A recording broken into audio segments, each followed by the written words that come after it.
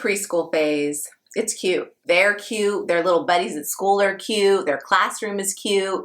The crafty little projects they bring home are cute. It's all cute.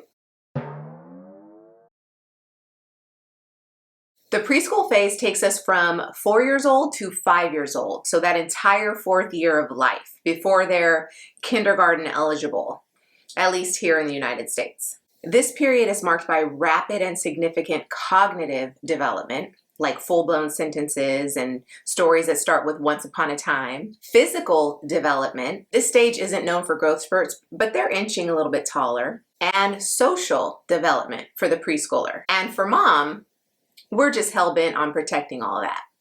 In this series, we've been talking about how each phase of our little ones is affecting the mental load of mothers or primary caregivers. And in the preschool phase, the mental load is concerned with providing a safe and loving environment, mental stimulation, physical activity, social development, learning boundaries, and being a positive role model, which I should note, what you do is actually more powerful in teaching them than what you say. What you do is more powerful in teaching them than what you say. Is there an echo? Preschoolers are now a lot more self-reliant and responsible than their toddler selves, bless their little hearts. They're learning life skills like real versus pretend, deciphering between rudeness and kindness. They're potty training if they haven't nailed it yet, no judgment. And they're learning independence and how it relates to their own unique personality. And if they are, in fact, in preschool, then they're getting a lot of chances to practice taking turns, sharing, and cooperating. And you know, at this important stage, connection is key. Connection in the home with you, their parents, as they start to search for what's outside the home. You're going to find it's important to have a good relationship with your preschooler because you're going to want to ask them how their day was. You're going to want to trust that they're telling you everything and anything and feel comfortable doing so. You know, that all begins here. Listening is a big job for the mother of a preschooler, which brings us to cognitive development. Curiosity is the name of the game. They are learning all about life. They are figuring it out. They're asking why and how and when and where and why again.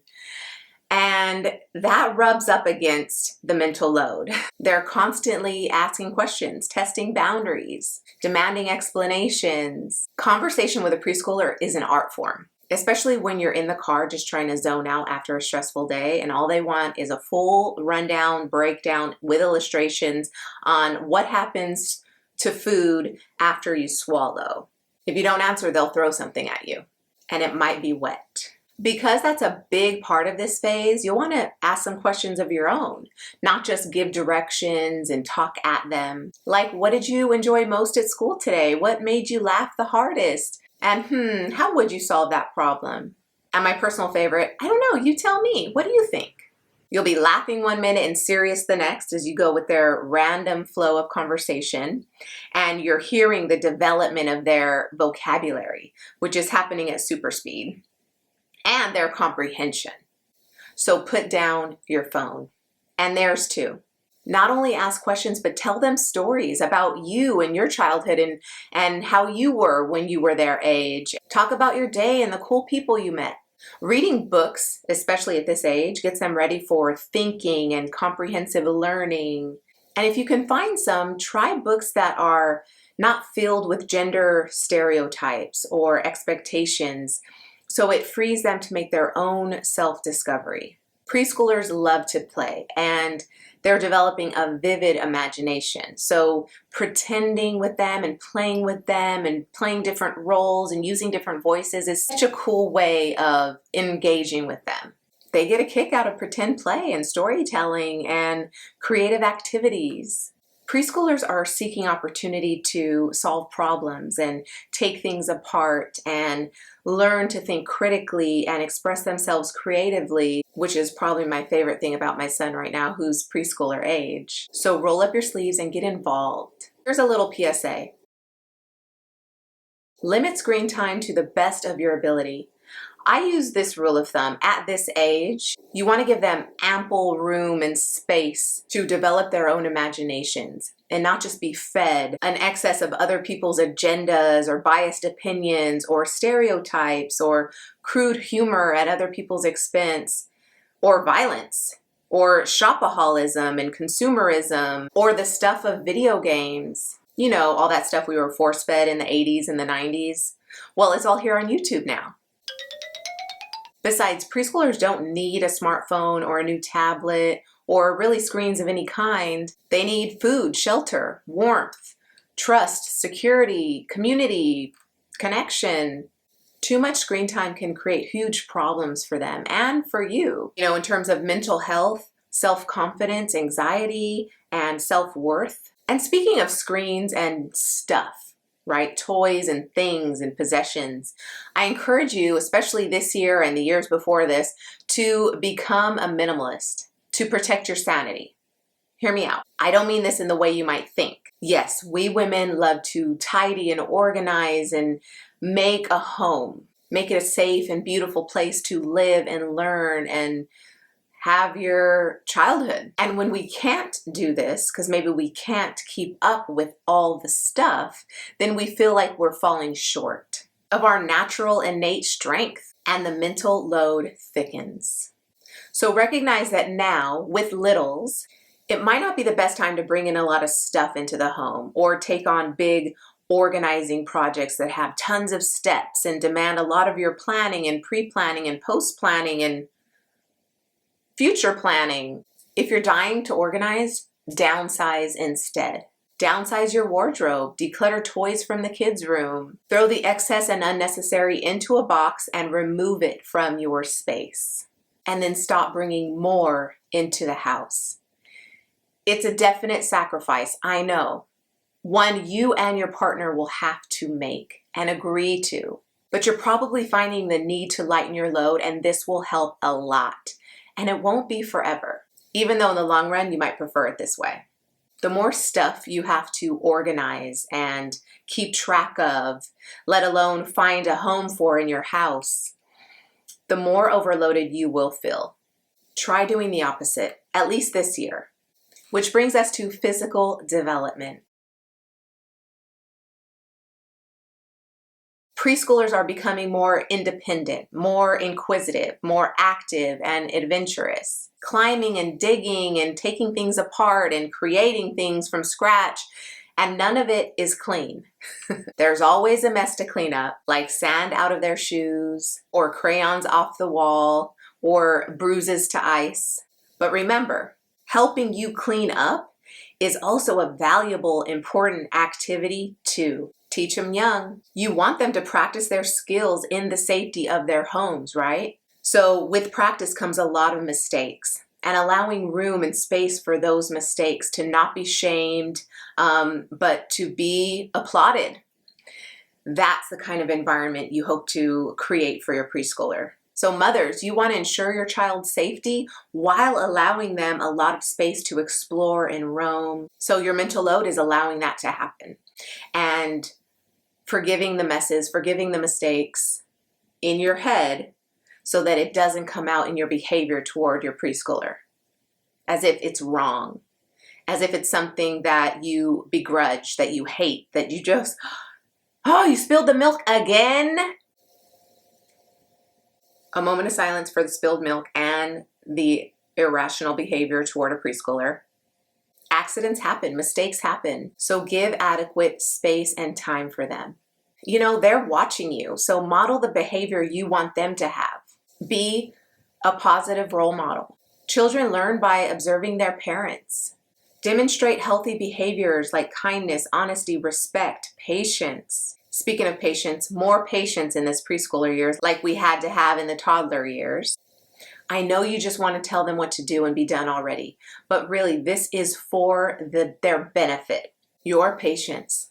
Yes, it's taxing on the mental load, but it will pay off in their whole mind, whole body development and self-assuredness. The more you practice patience, the better at it you become, which also lightens the mental load. And just with that shift alone, Watch your mental load lighten and lift. Hi, jumping in to ask you that if you like this content, please like and subscribe on this video so that, one, I know it's reaching somebody and it's actually making a difference, hopefully. And it tells YouTube that maybe more moms could benefit from this content. Thank you. And another science-backed way to lighten your mental load. Here's good news, moms. There's no major reason to sign up your kids for organized activities at this age, even if you want to really, really bad. If it will only complicate your life by trying to wrestle your kids into the chair or keep them sitting still for an organized activity with the rest of the group, maybe save yourself that until they're sitting on their own still and able to engage in an organized activity like that. Don't put so much pressure on forcing them into that situation if your kids, who are different than everyone else, don't really benefit from that right now when they can get a lot of that experience inside the safety and comfort of your own home. If it doesn't feel safe and therefore overwhelms you, find something more local, more peaceful, and even just sit and do the beading activity with them. And get stuff done and do your work with their help. You know, it actually helps them mature and hone new skills naturally. And one day their help will decrease your workload. They want to help. They're already mimicking you, how you vacuum the living room. That started in the toddler years, but it's definitely improving in this year. Independence and contribution is their driving force. So play into that. Again, to foster this as a strength, let go of perfection, yours and theirs. Allow for mistakes, applaud mistakes, welcome the messes. And here's the good news. If you take the time now to let them know what goes into the cooking and the cleaning, then you will have someone who takes care of his space, who helps around the house. Because it wasn't something you banished him from. Like, get out of the kitchen, I'll just take care of it, it'll get done quicker. Too much of that and you'll be the only one getting it done quicker. Because see how this stand back and watch how it's done behavior just begets more of standing back and watching it get done behavior? The kid who's banished from the housework and the kitchen is going to be the adult who wants nothing to do with either. If we don't shift our mindset in who takes care of cleaning the clutter and doing the work, then they won't shift theirs. When I first started trying to involve my kids in the cooking and the cleaning, it was a disaster, I'll be honest. It's a lot of taking turns with the vacuum and not a lot getting done. But I'll say this, at preschool age, it's a lot better, a lot easier, a lot more civilized, and a lot cleaner to involve them. And the entire sum of it all doesn't cost me my entire afternoon. Now on to social development. Preschoolers are learning to interact with kids their own age and forming friendships. They're also developing a sense of self and understanding of people and emotions and their own impact in the world. That's why I love the park. You know, we can go, they can meet with new people, test out their social skills in passing without a lot of pressure of seeing the kid the next day, keeping it light and carefree. And besides, getting outdoors does wonders for both of us. Mothers, parents play a crucial role in helping their kids navigate social situations and resolve conflicts. But try, if you can, maybe to make a pact with the fellow parent that you're going to let them explore and play, and it might look weird and awkward, and you might want to be like, oh, don't do that. But just what if you allowed them to discover on their own with the other child that, oh, that doesn't work. Okay, I won't do that again. Oh, they ran away. Okay, I won't do that again. Instead of trying to intervene in that social situation. It helps them learn to appreciate the things that do work and maybe try something new the next time. Because, you know, trust me, the peer eye rolls come all too soon. They'll be invited to birthday parties and then uninvited. One day she wants to play with you, the next day she doesn't. It's a tricky, tricky world out there. So what can you do? You can nurture the idea of self-confidence, being confident in her skin, no time like the present. You know, a big part of the mental load is you're raising a human. So you want to be healthy enough to foster a healthy child, to offer them a healthy environment for their upbringing. And you being healthy requires some big life decisions on your part, like how you will behave first and foremost and how you will take care of yourself. Because no one wants a tumultuous relationship with their child, where it's like herding cattle or pulling teeth to get them to behave. Trying to get anyone to behave the way you want them to is really just a lesson in futility. It's a mental load because it's a source of frustration. It causes you to lose your cool, and it leaves room for plenty of mom guilt. You're basically just setting boundaries through discipline. You're not looking to kill their spirit, which is what punishment does. Instead, establish clear boundaries and expectations for your child's behavior, which helps them, again, learn self-responsibility, self-reliance, and contribution. A call to action to help lighten your mental load and just for the betterment of your child. Look at misbehavior differently. In fact, don't even call it that. Misbehavior means someone's not doing what you want them to do. That's control and manipulation and the stuff of cults and tyrannies and dictatorships. Say that 5 times fast. Seek to understand the behavior first before flying off the handle. Maybe there's a reason. Maybe they didn't see that person. Maybe it was an accident. Maybe they don't fully understand that what they just did happened to result in that. When you understand the natural development of brain and body at this stage, for this age, you'll see that they're acting well within their abilities and their capacity. And so that opens up an opportunity for you to say, well, okay, so I see this happened. What do you think might have been the trouble here? Or why do you think that happened? Hey, what can we do differently next time? You know, a story of when I was little and I did XYZ, this is what happened. And my mom taught me that, fill in the blank, that gentle hands is best when playing and holding baby. So steer the ship with more compassion, more respect, understanding, patience. For you, that's the work.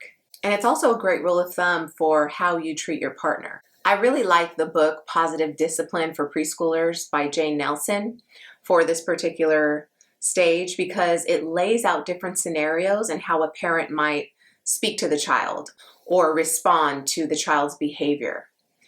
And she teaches something called firm yet kind discipline, which is founded in mutual respect. You respect them and they'll respect you. Like when you must say no because it's a hard, fast rule or it's for their safety or for the peace in the home, you can say, I love you, but the answer is no. I use it and it works. I also love Jane's quote, children do better when they feel better. But I'm thinking it most likely came from Rudolf Dreikurs, which is considered the thinker and the founder, the creator of positive disciplines, which is actually who Jane Nelson learned a lot from for her books, Positive Discipline. Just had to throw that out there. But all that to say, if kids feel shame, humiliation, or pain, they aren't motivated to cooperate or be affectionate. Only when they feel safe, secure, and loved for who they are do they respond in that way. So immediately, if you're doing this, stop spanking, stop yelling, stop screaming, stop threatening and negotiating as a means to get your way. For the mere fact that it's the wrong way to go about creating trust, cooperation, responsibility, and important life skills like self-assuredness and self-confidence. Positive learning does not take place in a threatening environment. Punishment, like making them feel hurt or scared or angry, really derails the learning and the discipline process, which is ultimately just to get them to understand how they can best contribute, best cooperate, for the sake of everyone involved and the goodness of everyone involved. This is all in Jane's book. I highly recommend it. But let me sum up this discipline section. Less mom guilt, lighter mental load. Hooray! Societal expectations. I want to bring up the preschool that you choose for your child in this section. This is a big area of anxiety for me personally. Trying to find the right preschool for my boys was a big task. A lot of calling around, a lot of interviewing, a lot of school tours, because I want to make sure that who I leave them with, the teachers, the staff, faculty, they're all competent, compassionate, considerate individuals themselves. Because this first school setting is their foray into the world. They're going to learn a lot inside those walls. So stay involved. Make sure you have peace about the quality of care and the learning material, the instruction, the methodology, the discipline, the snacks, and the meals. I am probably the squeakiest wheel at my son's school because I have an opinion about everything. Same goes for when it's time to start thinking about kindergarten. In addition to wanting the best teachers for our kids, we also want to be the best mothers. And so we face societal expectations to be perfect caregivers, the best etiquette teachers, and behavior whisperers. And we can be the best we can be in those areas as long as we're taking care of ourselves. And so still prioritizing the care of our minds and our bodies. Sleep, hydrate, eat well, so that you're in the most nimble state for your preschooler, because a crisis could arise at any minute. Be ready. We do our best work and most clear-headed thinking and decision-making when we're rested and content in life. My guess is you have aspirations and goals for yourself beyond the home. Of course you do. Working mothers will always face the challenge of balancing their career with the demands of motherhood. This is where your supports come in and your hired help, which I talk about in this video. There's a power play within herself of values and priorities and expectations. And these are all going to be questioned, which is a good thing, because as a mother, it's a great time to reassess your values and your priorities and set in motion your path forward, considering all of those things. Because how you sort your priorities is how you show up in life in front of your impressionable children. Living true to who you are and asking for accommodations is how you lighten your mental load. So in summary, to lighten your mental load, focus on the essentials during this time. Help your preschooler feel capable, significant. Teach them respect and problem-solving skills by modeling them yourself. Feed their need for connection and contribution by spending quality time in their world. Playing, pretending, storytelling. Get to know the curious person they're becoming. And let them get to know you. Everything else can wait. So that's a wrap. See links in the description of all the books I recommend, especially for this preschool phase. And grab the free PDF in the download to help lighten your mental load. It's all my best tips. I've also linked the other videos in this mental load series in case you missed those. All right, see you next time. Peace.